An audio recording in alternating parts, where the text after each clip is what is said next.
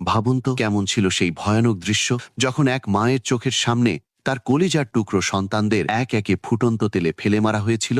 এই নির্মম ঘটনার সূত্রপাত হয় ফেরাউনের রাজপ্রাসাদে। মাসিতা নামে একজন ইমানদার নারী সেখানে দাসী হিসেবে কাজ করতেন এবং ফেরাউনের কন্যার চুল আঁচড়ে দিতেন।